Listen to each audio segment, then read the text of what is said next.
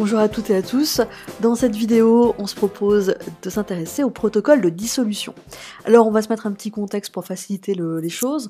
Imaginons que l'on souhaite préparer par dissolution une solution de sulfate de cuivre de concentration molaire 0,10 mol par litre et que l'on souhaite un volume de 50 ml. Alors dans cette vidéo, je ne vais pas vous montrer comment on fait le calcul de la masse à dissoudre, on suppose que vous savez le faire, et on trouve 1,25 g. Alors quelles sont les différentes étapes ? Déjà, on va rassembler tout le matériel qui est nécessaire à faire cette dissolution. On prend un récipient dans lequel on va mettre donc le soluté solide que l'on veut dissoudre à terme, donc une quantité, une sorte de bidon initial. Il faut une spatule.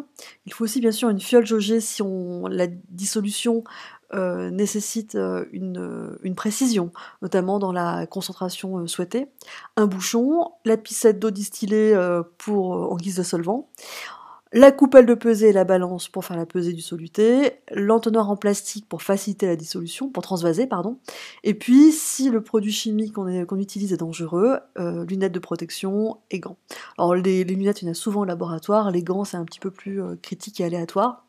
En tous les cas, je vous conseille de vous laver les mains très régulièrement lorsque vous manipulez, en tout cas systématiquement après avoir manipulé.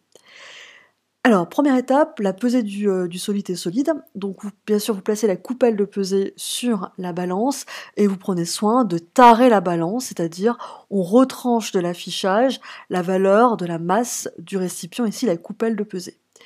Ensuite, vous prélevez avec la spatule, donc dans le bidon initial, ici le petit bécher, un petit peu de soluté solide et vous en versez jusqu'à atteindre la valeur. Donc, vous ne faites pas comme moi, car je crois que moi je me trompe dans la valeur.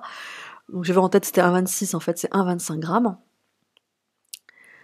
Alors surtout parfois les élèves quand ils mettent de la poudre un petit peu autour, parfois ils soufflent sur le plateau. Surtout pas parce que c'est le meilleur moyen de se récupérer du soluté dans les yeux, ce qui peut être vraiment fâcheux.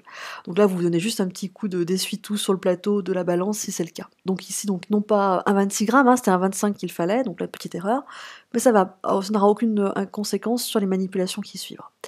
Ensuite, le transvasement. Donc pour cela, vous prenez la fiole jaugée, on verse un fond d'eau. Donc ça, c'est une stratégie qui va permettre de faciliter la dissolution. Ensuite, un entonnoir pour faire le transvasement. Entonnoir en plastique si ce que vous voulez transvaser est solide, c'est le cas ici. Entonnoir en verre si vous voulez transvaser un liquide.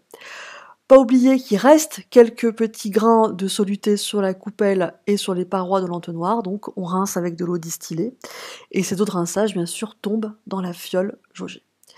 Ensuite, on va agiter, donc l'agitation se fait manuellement, et on agite jusqu'à dissolution totale du soluté.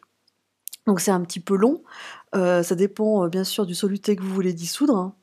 Et une fois qu'il n'y a plus de soluté visible, c'est que la dissolution est totale. Donc là, à ce moment-là, on va pouvoir après donc compléter la fiole jaugée avec de l'eau distillée. Moi, ce que je vous conseille, c'est de commencer à remplir la fiole au goulot. Alors, il faut faire attention, il ne faut pas manipuler n'importe comment, tout simplement parce que si vous faites avec l'embout de la picette, toute la partie un peu en forme d'ampoule peut être un petit peu longue, et une fois que l'eau commence à arriver dans la partie cheminée, j'ai envie de dire, de la fiole jaugée, cette fois vous remettez l'embout de la picette pour finir donc de remplir la fiole jaugée jusqu'au trait de jauge. Donc c'est à ce moment-là que vous faites une petite flexion au niveau des genoux et vous prenez soin d'avoir vos yeux au niveau du trait de jauge pour que le bas du ménisque épouse la graduation du trait de jauge. Alors, une fois que cela est fait, vous n'avez plus qu'à mettre le bouchon et vous homogénéisez la solution par retournement successif. Donc on bouche, on retourne 2 ou 3 fois. Et une fois que cela est fait, eh bien, la solution est prête. Donc tout votre soluté est bien dissous et surtout la solution est bien homogène. Voilà. Donc maintenant, j'espère que vous avez tout bien compris, en tout cas les différentes étapes. Et bien maintenant, c'est à vous de jouer. Je vous dis donc à bientôt.